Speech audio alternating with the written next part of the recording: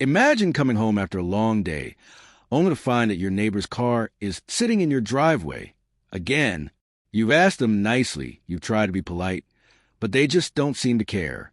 And then one weekend, you've had enough. You know what? You're going to teach them a lesson they'll never forget.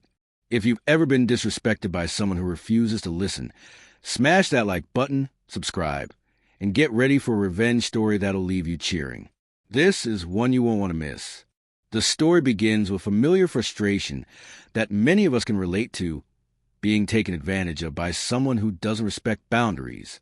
The protagonist, let's call him Mark, had been living in his house for a few years now. It was a nice, quiet neighborhood, the kind where people waved as they drove by and kids played in the streets. But Mark had one problem: a neighbor. At first, it was just a minor annoyance. Every so often, the neighbor would park his car in Mark's driveway. It wasn't much, just for a few minutes here and there. "It's just for a sec," the neighbor would say, shrugging it off, as if that made it okay. Mark didn't think much of it at first. Maybe the guy had a reason, but over time, those few minutes turned into an hour, then two, and sometimes even longer. Mark had asked him multiple times to stop parking in his driveway, but the neighbor always had an excuse. "Sorry, it's just for a sec. I'll move in a minute." Mark's patience was wearing thin. His driveway wasn't a public parking lot, and it wasn't hard for the neighbor to park on the street like everyone else. But the neighbor just kept taking advantage of Mark's kindness. One Friday, Mark had enough.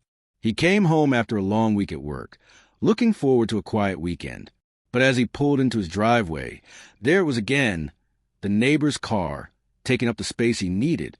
And this time, Mark wasn't in the mood for any more excuses. As he sat in his car, staring at the neighbor's car blocking his driveway, Mark's frustration built. He'd asked, he'd pleaded, he'd been patient. But the neighbor just didn't care. How hard is it to park on the street? Mark thought, his fingers tightening on the steering wheel. The more he thought about it, the angrier he became. He had every right to park in his own driveway, but here was this guy, yet again, pushing his boundaries. Mark needed to go out of town that weekend, but before he left, he made a decision. He wasn't going to just let this go. He was going to take action. He wasn't sure exactly how it would play out, but he knew one thing for sure. He wasn't going to let this go unnoticed. That's when the idea hit him. With a calm resolve, Mark pulled his car into the driveway. Except this time, he didn't park in his usual spot. No, this time, he parked right behind the neighbor's car. He was blocking the driveway completely, with no way for the neighbor to get out. Mark gathered his things, locked his car, and turned to leave for the weekend. "Hope you have a relaxing time," he thought, knowing full well that the neighbor would be stuck. The thought of him calling and complaining, just the idea of the neighbor's surprise and frustration, made Mark feel a sense of satisfaction that he hadn't felt in weeks. Mark didn't respond to the flood of missed calls and texts that came through hours later. He didn't want to deal with the neighbor's excuses. He wanted the neighbor to sit with the situation and think about the countless times he'd ignored Mark's requests. Mark left for the weekend, enjoying his time away, knowing full well that the neighbor would have no choice but to deal with the mess he'd made. As Mark sat in his hotel room, relaxing, he thought about how the neighbor would feel. Maybe he'd try calling a tow truck, but Mark knew that wouldn't solve the problem immediately.